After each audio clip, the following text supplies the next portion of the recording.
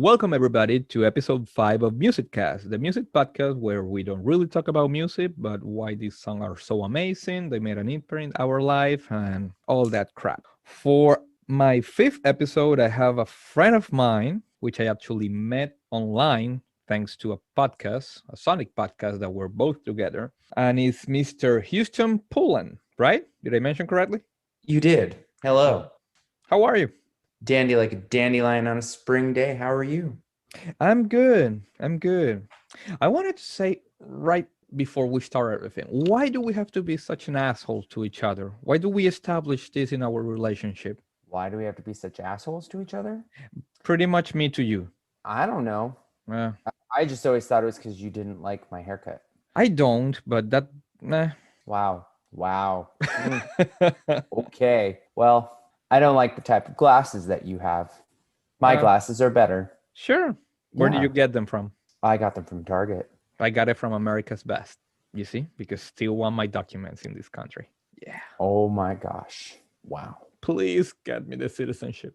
Anyway. I hope. Oh yeah, it will. So we already established that I'm an asshole to you and sometimes to me. Sometimes? Okay. Sometimes, yeah. Okay.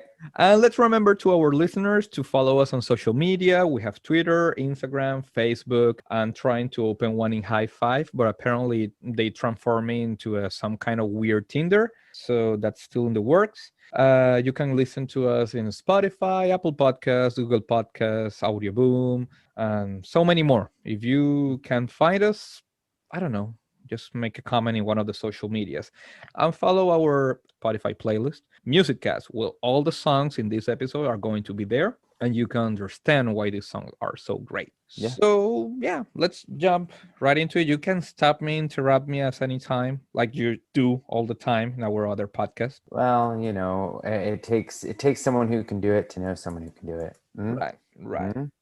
Just saying. Question. You once told me that you're a person with many degrees. Yes, as a matter of fact. You have one related to music.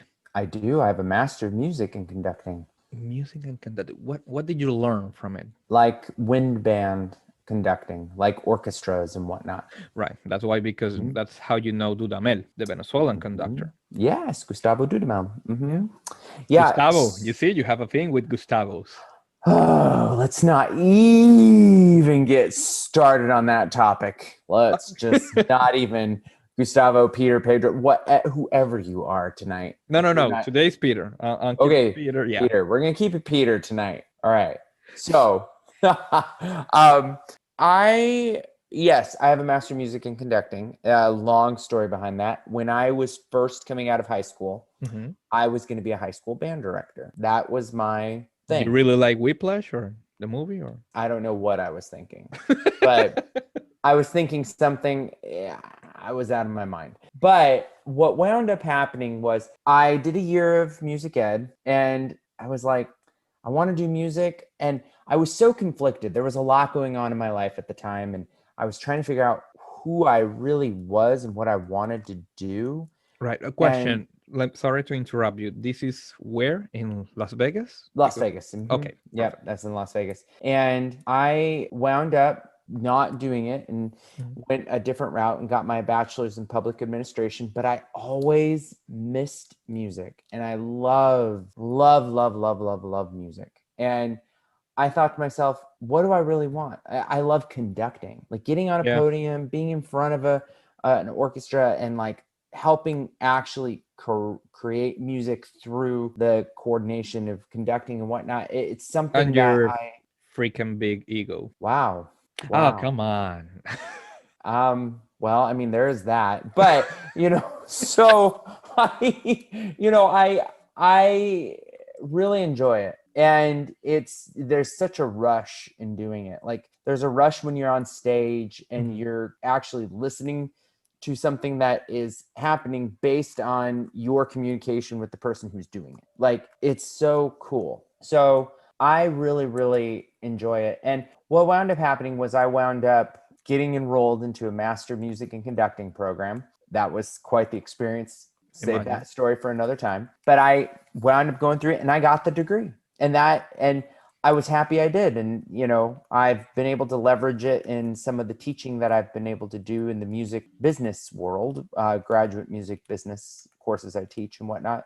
So music has played such a huge part of my life in so many ways. And, all variety. There's a huge palette of music that I've been able to leverage for different situations throughout my entire life. So Right. I'm glad that you shared that story, that I got a little bit more background about it, which, because I know you had that musical degree, was kind of difficult to choose a song to show you, because I know that you really appreciate music enough to get a degree about it, right? Yeah, yeah. So I was undecided whether to go, because you're from Las Vegas, to get something really common like The Killers or Imagine Dragons. I actually know Brandon Flowers. What? I've met Brandon Flowers. I know him. That is amazing. Yeah, he's awesome. He's an awesome guy. And you're gonna get me an interview at some point when this grows. I haven't talked to him in a very long time. I don't care. I mean, let's just have a couple of published episodes, and he says, "Oh, okay, it really exists." That podcast from that crazy guy from Miami. Yeah, well, I'll get right on that. I'll get right on that. I know he needs the publicity of my podcast. Of course. Yeah. But I decided to not be so tacky about it and go with Las Vegas, because you're from Las Vegas. There are two groups from Las Vegas and whatever. I'm going on a different route. Oh boy, I'm so excited. Yeah. Do you know Spanish? Sí, señor. A lot or a little? Muy poquito. Excelente. Either way, there's no lyrics in this song. I just wanted to know that. But it's from a Spanish-speaking group. Cultura Profetica is the band. Okay. And if I pronounce it a little bit more American, Cultura Profetica. And the song... You can keep it the way it is. Yeah, Cultura Profética. And the song is Mr. Swing y el Tres Pasitos Jazz Assemble, which pretty much goes to Mr. Swing and the Three Little Steps Jazz Assemble. Wow. It's an instrumental song. This is from, I already said it, from Cultura Profética. It was released in 2001 for their second album, Ideas Nuevas, which would be New Ideas. Interesting fact about this album itself, it was recorded in 33 days, which I think is pretty fast and amazing to get all that. It was recorded at the Marley Music Studios, so at Bob Marley's house in Jamaica. That's great. Yeah, it was cool for them. They were a pretty young band at the moment. I was introduced to this band because my wife, at the point, we were just, I don't know, boyfriend, girlfriend, yeah. And that's her favorite band. So when she told me, oh, this is my favorite band and whatever, I listened to the whole discography. And I said, yeah, that song, that instrumental song, it gets me in a different way. Probably because I'm in love with instrumental music, whether it's Carlos Santana or Earth, Wind and Fire, big orchestra, right? It doesn't necessarily have to be the lyric in there. But I think what it really amazed me is the recording process. Yeah. Like, it gotta be such a magical moment to be in there, and the whole band is in this, I don't know, synergy about it or in sync, that everybody's just having fun of making amazing music. And yeah, that for those who are not watching, and of course you're not watching because we're still not in YouTube, Huston is making some kind of weird conducting movements to outside of his webcam. And if you want to pause, you can go ahead and solve whatever is going on. And he just muted himself. He's having a conversation and I'm just trying to comment about it. I'll just pause and he's coming back anytime soon. Sorry about that. I had okay. to step out for a moment. Yeah, no, it happens. It happens to everyone. All right. So yeah, the song is amazing. I believe they were having such a good time. Probably they were in a break of recording the whole album, and this just came to be. Yeah. That's what the feeling that it gets. It's, I don't know. You know more about it. Do you know that magical moment when the whole band or the whole orchestra is just playing and they get random inspiration? Tell me a little bit more. You mean like an improv session? Yeah. I think improv. Pretty much instrumental songs are always improv songs. Well, let me say this. So if you're no matter what piece of music Mhm. you have in front of you, stylistically, the point of music is interpretation. Right. It is. That's what I this podcast is all about. Right. I have listened to several pieces, and if somebody tries to make it sound like someone else, no. Put your own emotion, your own feeling, your own style into it, because the second that you start putting, trying to be like someone else, you take away your uniqueness and what you are bringing to it. So there are moments in anything, whether it be improv, whether it be just interpretation of music, where it's just awesome when you hit that moment. And I'll give you an example. Please. There is a piece of music that I love beyond anything, and it's such an emotional piece of music, and Baby Shark. you are such a dumbass. No, it's called Tears by David Mislanka. Okay. I played Tears back in high school band, and it's about 14 and a half minutes. And when I played it back in high school, I mean, so much emotion behind it, but the story behind it is even more compelling. But I'll save that for another time. But this particular piece of music meant so much to me when I went to go get my doctorate or my master's in music. Oh, I have a doctorate as well. No, but I actually wanted to conduct this piece, and I went to my professor and I said, "Hey, this is what I'd like to conduct with the wind ensemble." And he goes like, "Oh," he's going back and forth. And then I was like, "No," he goes, "Okay, all right," because you have to rent the parts. You can't just buy it. You have to rent it. Oh, okay. So I actually got to speak with David Maslanka in the process of preparing to conduct it. He has since passed, but I got a chance to really like talk to him and tell him like my thoughts and what I was interpreting in my mind. And he was just like, "That is awesome. I haven't had anybody who's interpreted it that way. It's going to be really cool to see what you do." This piece of music is so hard to conduct because you have so many things that are happening on offbeats, and it's just, we had a few rehearsals. Holy shit, musical is getting technical, guys. Yeah, so we had a few rehearsals, and we couldn't play it all the way through. It's 14 minutes, so yeah. 14 minutes, but we couldn't play it all the way through because we kept having to stop because of issues, right? Okay. Well, and my professor was like, "All right, you're going to go out there, you're going to do it." He's like, "It's going to be what it's going to be." And I'm like, Yep. "That's right. It's going to be what it's going to be." And I was nervous because if you butcher this piece, it's like, and I didn't want to butcher it. This piece meant so much to me. So I went out on the stage, tuxedo and everything, right? And I was so scared. I was petrified. And I go out there. Where is this? In California, in Glendora, California, right outside LA. I go in and I get on the stage. I'm on the podium and I'm like, "Here we go." And the hands go up and we begin. And I don't know how to describe it. I don't know how to explain it, but we went through the entire piece. Wow. And it sounded amazing. Like, I remember when it ended, and it ends the way it starts. Oh, okay. It is such a unique piece. And I remember it ended, and it's very quiet. It starts very quiet. It ends very quiet. And I remember looking over afterwards, I turned around and did the bow and whatnot. When I was coming off the stage, this was the face I got from my professor and from the other graduate conducting associate. And they were just like, and I was like, he's like, "That was impressive." And I was like, so would you say that is because you have no safety net now? I think when you have as a musician, when you have the opportunity to fly, you go. And a lot of people say that in Miami too. When you have the opportunity to fly, just stop.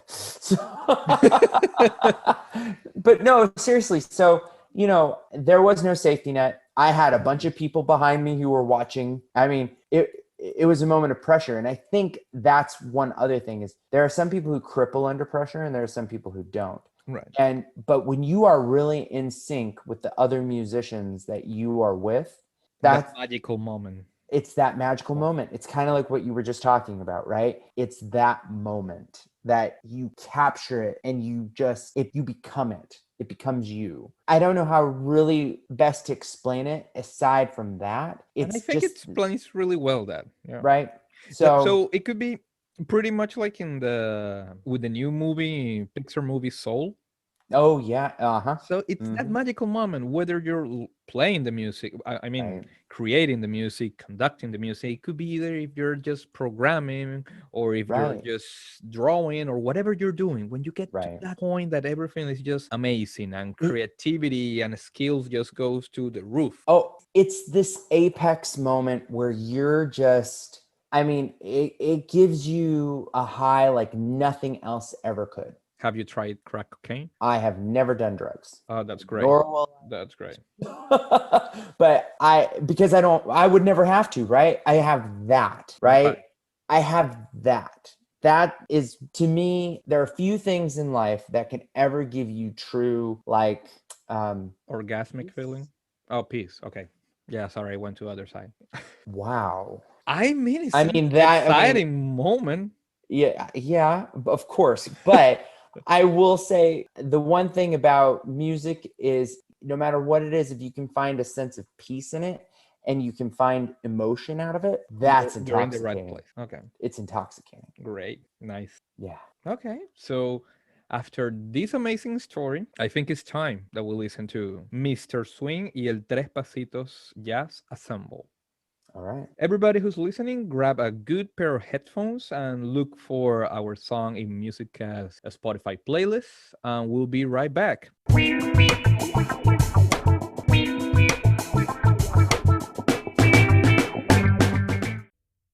And we're back. I loved the end. Oh, that was so fun. What a fun piece. I liked it. Big band. It was good. Yeah. That was good. It had that big band vibe going on, and it had some cool little motifs in it that if you weren't listening, you wouldn't have caught it. So that was fun. Yeah, I really like that you liked it. I did like it. That's great. That's great. So this song, I actually use it a lot of the times because I'm organizing stuff. Yeah, I would say that I'm working with paperwork at the office, or if, I have to like throw away everything in my desk and reorganize because I tend to be very, very chaotic in my desk. Somehow that does not shock me.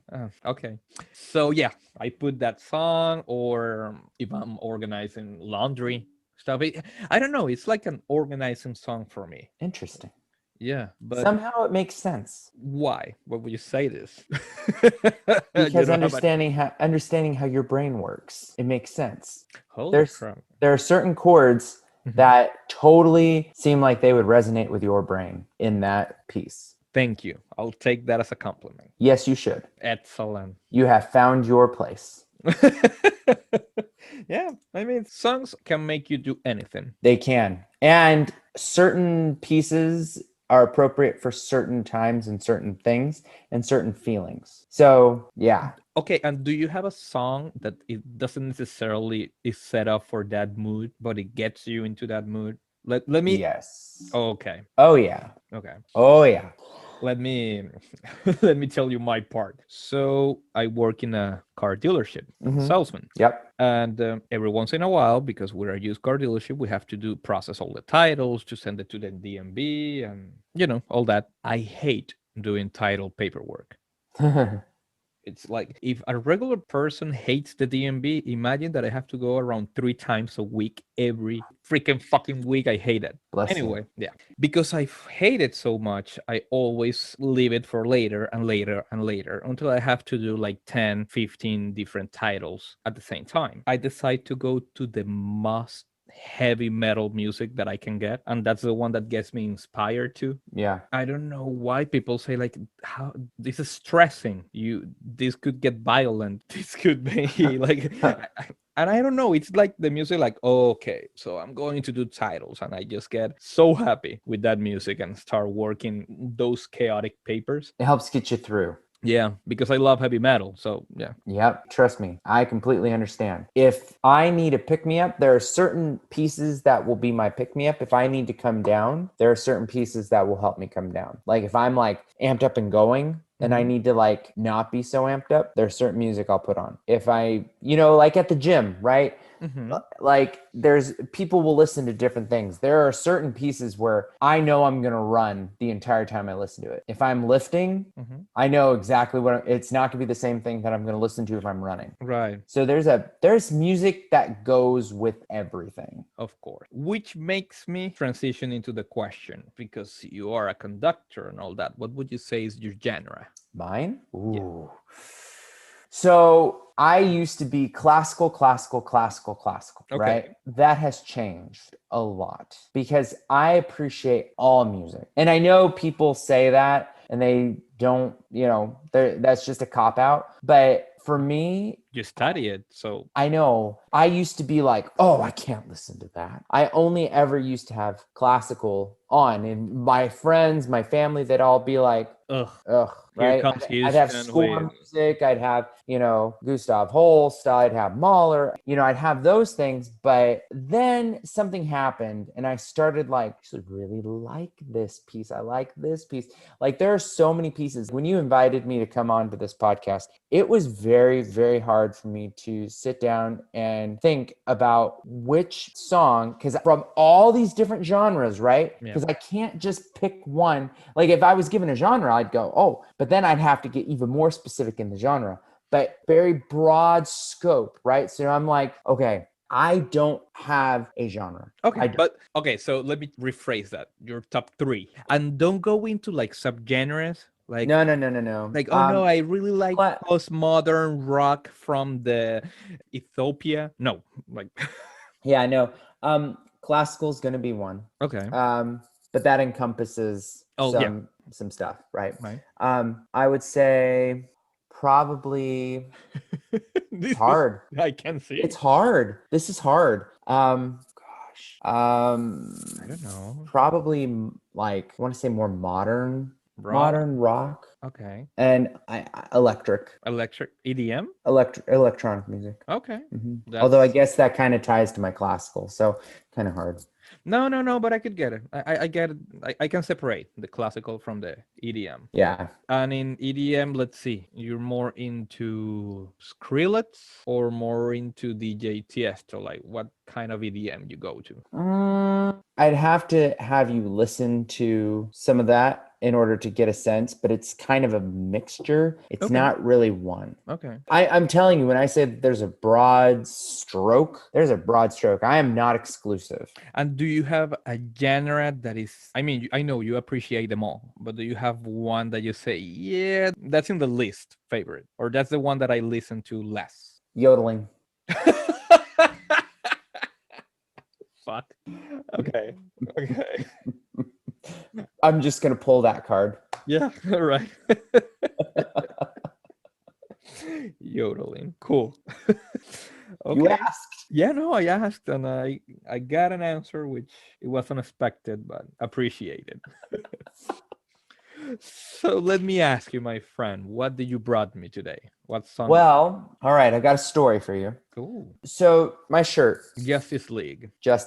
So let me explain. Snyder cut? The Snyder cut, the only cut, right? Okay. So I am a massive, huge DC fan. Huge. Right. And I have been one of probably a very strong pusher of release the Snyder cut for the Justice League, because I totally appreciate everything that Zack Snyder was doing and what happened to him and his family with the tragic passing of his daughter. I mean, tragic, right? So let me back up a moment, right? So there is that. Right. 1984. Holy shit. Leonard Cohen released a song called Hallelujah. Okay. And it's a really cool song. I don't know if you've ever heard it. It's a great song. Well, in 2005, Allison Crowe did a cover of that song. And Hallelujah. And when you watch the Justice League Snyder cut, at the very end, when the credits are rolling, that song, her cover, plays. Okay. And it is just beautiful. It is an absolutely beautiful song. And she does a phenomenal job with this song. And there's more to it than just the song itself. There's the meaning behind it, because Allison Crowe sang that exact same cover at Zack Snyder's daughter's funeral. Oh shit. It was his daughter. Her favorite song was Hallelujah by Leonard Cohen. Right. And when you understand that, when you listen to the piece, Yeah, and it gets more meaning. there's so much more meaning, and especially because of how much meaning the Snyder Cut had to the fans, but also to Zack Snyder and his family. Right. All of a sudden, it packs an even bigger punch when you think Right. about it that way. Right. So I'd like to share it with you, so that way you can hear it. And for anybody who has not had it, put your headphones in, go to Spotify, Apple Music, look up the Zack Snyder Justice League by score by Tom Holkenberg, Junkie XL. Tom Holkenberg, fantastic composer, and it's the last track. It's great. Wow, that makes like my whole story. That oh no, I got introduced to this band because my girlfriend at the time, now my wife, like, oh, shit, man. Like you bring a bummer, but at the same time it's uplift. Fuck, bro. I mean. Okay. You asked me. So... No. I'm happy that you brought it. I'm really happy that you brought it, but fuck, I wasn't expecting such a deep story about it. Right? Well, there's a lot to digest here. Yeah. So let's go ahead and take a listen, and then we can continue our conversation. Sure. Everybody who's listening, go ahead and grab a good set of headphones, and we'll be right back with Hallelujah by Allison Crowe. Make sure you have tissues. Thank you. And we'll be right back.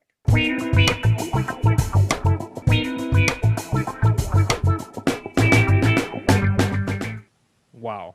Right? The chills. Like, dude.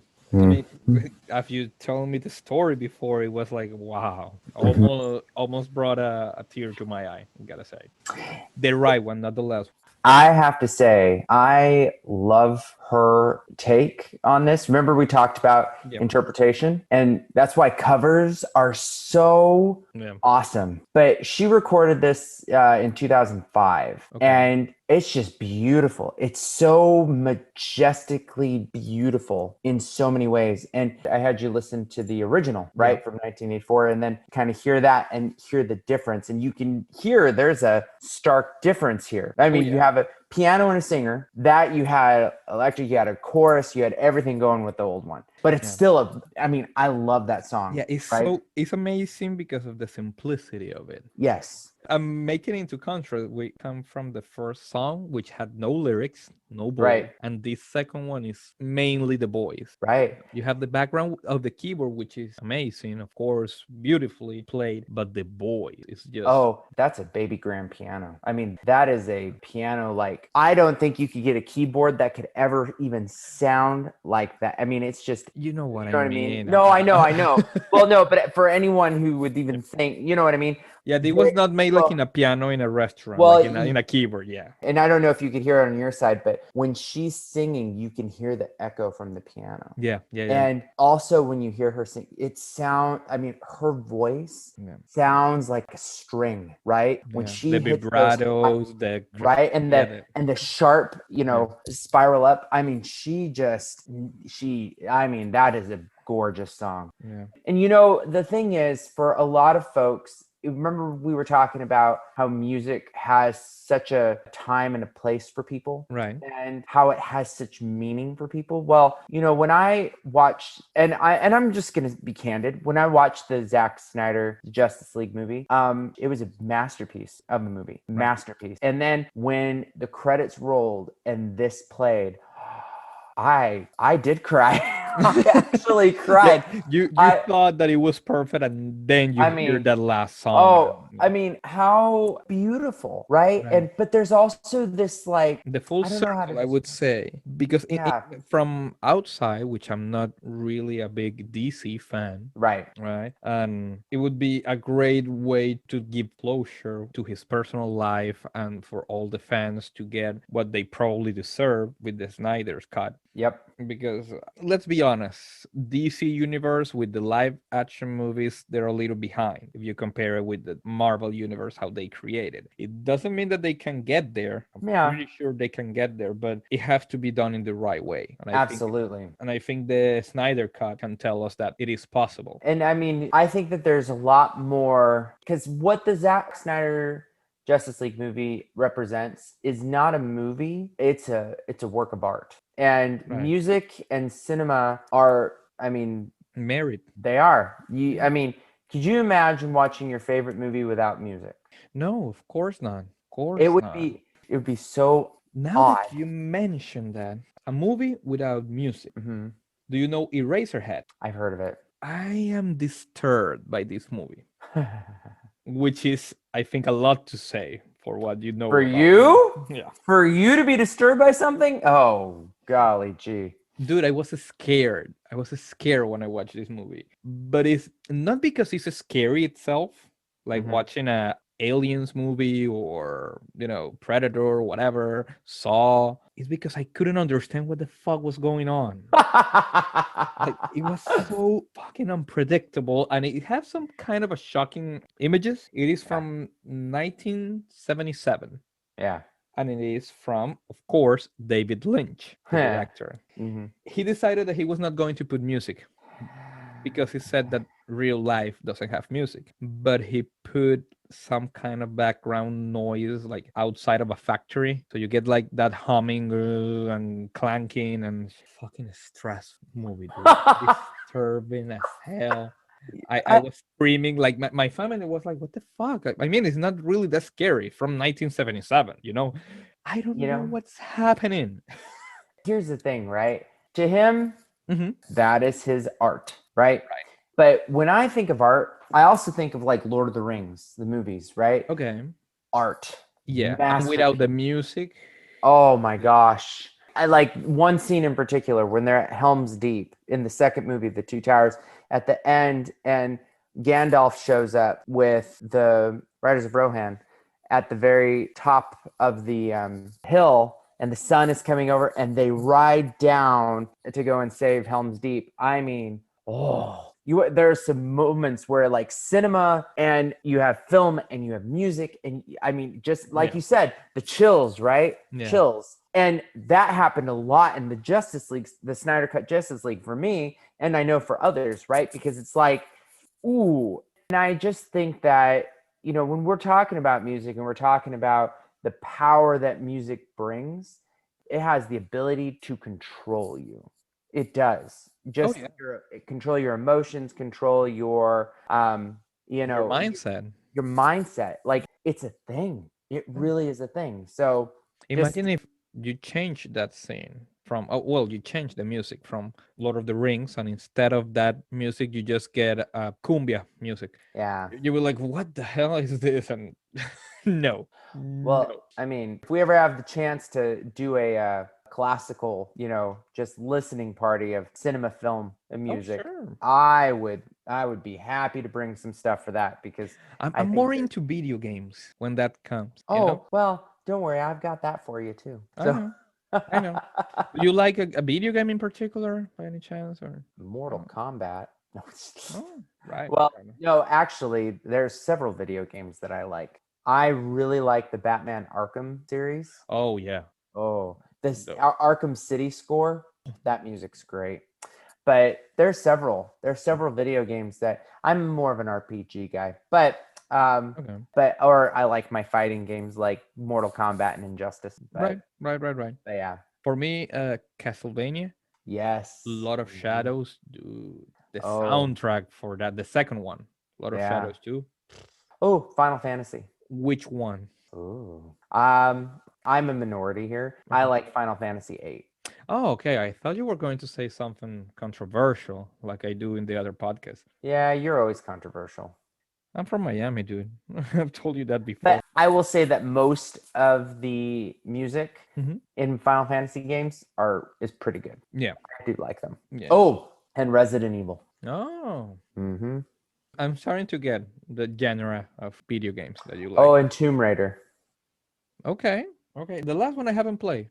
I'm a 90s. I come from the 90s era. I really like that style, those kinds of things, right? Right. So, Yeah. Yeah. Well, I'm from the oh, 90s too, so oh. shit. Shadow of the Colossus. Epic game. Oh Epic my soundtrack. god. No. You hit right in the spot, dude. Epic soundtrack. Epic game. Yep. Yes. So, Did you know that you could actually go to the top of the tower? Yes, yes, I know. You did? I've done it. I mean, it's so useless once you get there, but It's useless, but it's great. yeah, you're like, oh shit, yes, I'm here. I'm not supposed Yeah. to be here. You know what other video game has really good music? Which one? Sonic the Hedgehog. Wow, I never thought that you were going to mention that Mm. video game. I mean, I'd be remiss if I didn't. That's true. That's true. Which brings me Mm. to our last part. Mm. Tell me about your life, Mark. Well, not tell me. I know what is going on with your life. Tell me to whoever is listening to this episode. What's going on with you? What's your project? Oh, you know, that's a loaded question. Oh yeah. I'm kind of an interesting story. I've had a rough, rough, rough few years. You Like, know that I come from a third world country, right? yeah, I do. But So keep in because you're mind, saying that the rough, like no, well, here's the thing. No. In all go ahead, seriousness, go ahead, go ahead. here's the thing. I have been put through some shit in hell and back again that I can't even really begin to explain. I don't really know where to start. It's no. In all seriousness, it's been a really it's been a rough few years. Okay. And I've had to really make some life-altering decisions as to how to proceed with things because of how challenging it's been. So I've basically had to go through kind of a reinvention, if you will. And actually, there this reinvention that I've had to go through, the best way to describe it is Stravinsky. And the reason I say Stravinsky is because Igor Stravinsky wrote one of my favorite pieces of all time, the Firebird Suite, which is essentially about the Firebird, the Phoenix, right? Phoenix fly, it dies and then it comes back.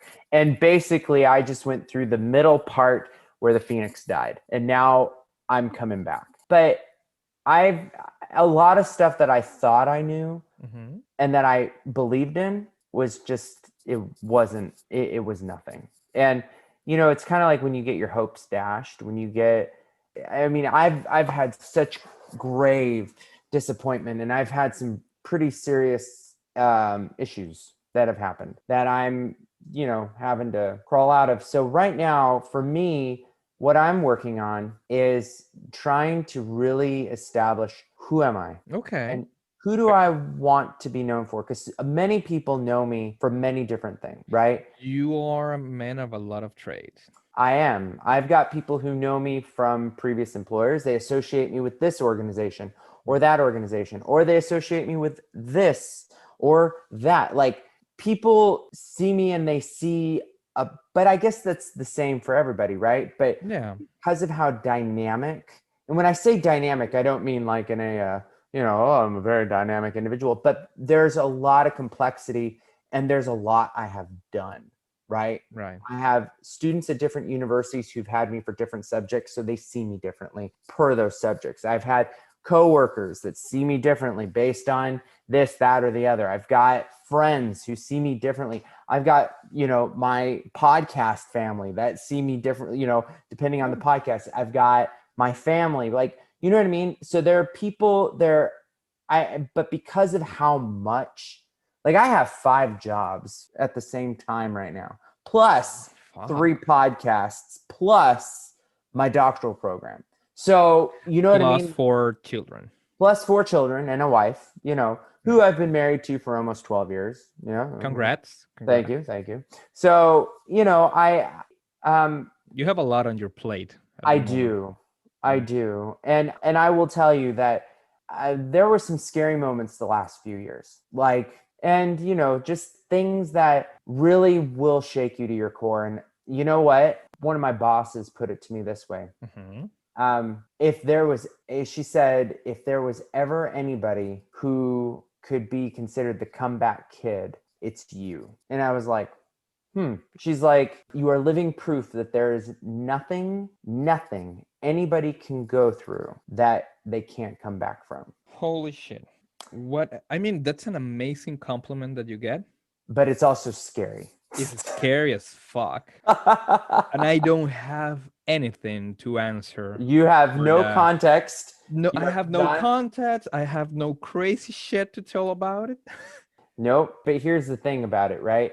And I think you and I've established enough of a rapport where I'm not going to bullshit you on this. There was a I'm lot of gonna bullshit you in a lot of stuff that I say, but I know, but I'm not bullshitting you on yeah, this. yeah, yeah, So yeah. Go ahead, go yeah, ahead. so it's just interesting, and you know how when you're a kid, Hmm. right? You have these ideals, you have these things going on in your head as to what you're going to be when you grow up, how Right. things are going to be, this. You plan and plan and plan, and you have goals Fail. you try to achieve. Well, that's just it, right? Or you put your ideas and thoughts into something so much so, and then it finally happens and it's not what you thought it was going to be. Right. So you're Let me you're through that. let me give you a small example of that, Okay.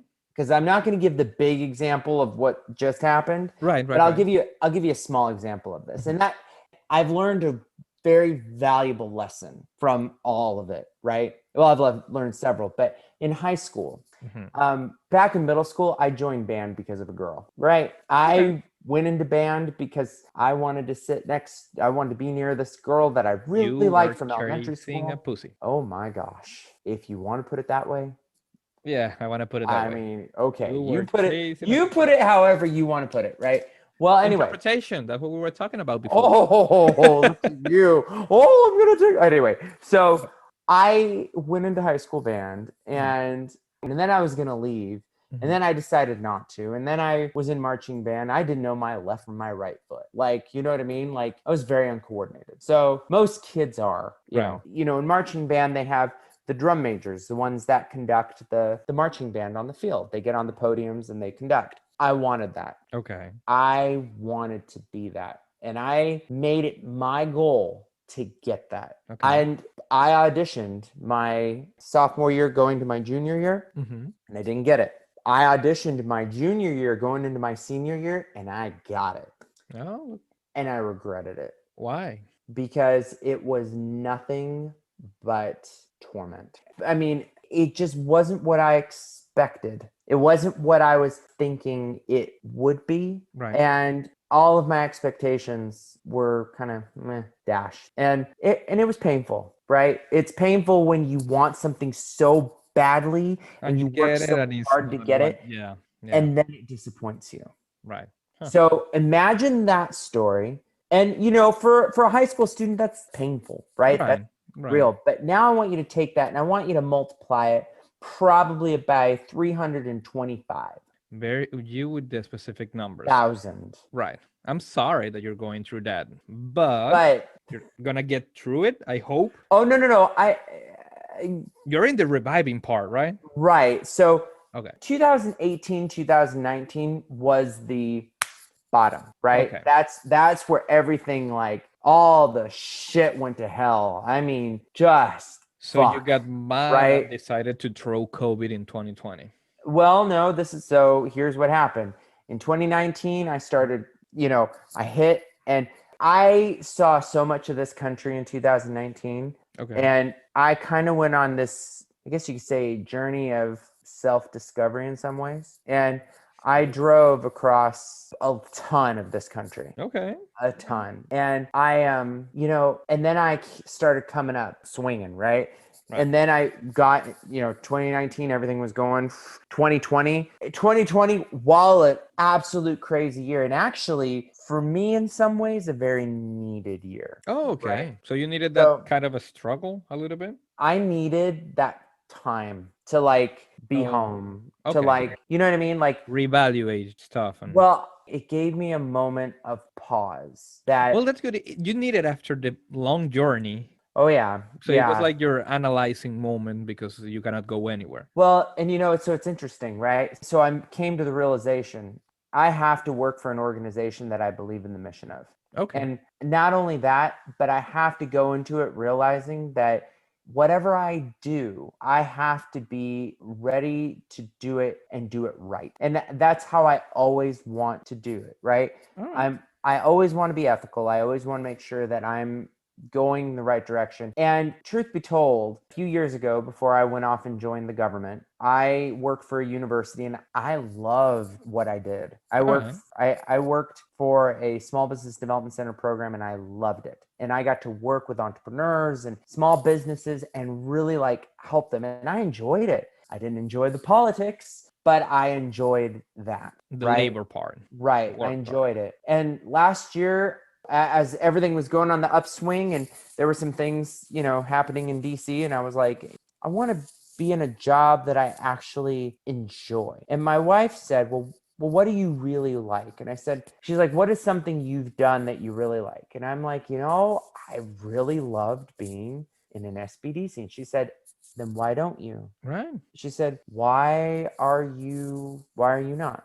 And I was like, well, valid question, right? Well, and then I did my resume. The first job I put in for, there were over 80 people who put in for the job. Wow. And I got it. Congratulations. Thank you. So, I started my new job in January of this year. I left the government and came out to Florida, and I love my job. Is it perfect? No job is. If it were perfect, everybody would be doing that job. No, absolutely. But is it worth? Do I feel a sense of worth there? Absolutely. And the team I work with is phenomenal. My boss is phenomenal. The environment's phenomenal. Again, there are always going to be quirks. There's always going to be intricacies with anything, right? Nothing is perfect. But what an environment to go to. So now I'm looking at everything from a new view, right? I look at where I was. I look at where I am now. And I look at where I'm going. And that is kind of what I have been on, is kind of this upward swing from when I say horrific situation, that is putting it mildly. All right. And that is putting it so nice.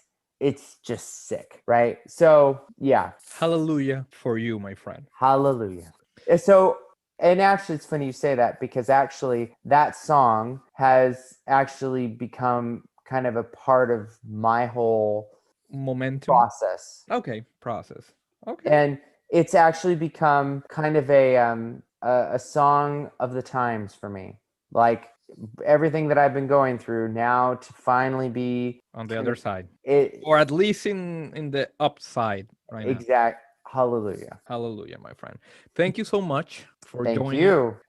For anybody who's listening, do you have any other projects on the internet by any chance? I do. So I am one of the co-hosts and leaders of the Hedgehog Zone podcast, which you hang out with us, so I'm sure that people have heard that. I'm before. there. Yeah, I'm there. My other personalities are there. Your other personalities are there. Oh yeah. But yeah. So there's the Hedgehog Zone podcast, and then there's the Poke Trainers, the Pokemon podcast that I'm also a part of, and I also do a College Solvers podcast where we talk about tips and tricks to help college students with saving money, with kind of making it through finals, for all kinds of different topics. And then I'm also working on my doctoral program currently in business. Congratulations on all that. Thank you. Hope the best. For all out there, go and look for Huston Poland in all his different podcasts and stalk him a little while on the internet. I know he'll love that. Yeah, remember to follow us on our social media: Instagram, Twitter, Facebook, Spotify, Apple Podcasts, Google Podcasts, wherever you are. Just grab a good set of headphones and listen to these songs that are amazing. And I'll listen to you in some other time. Goodbye. Bye. Have a good one.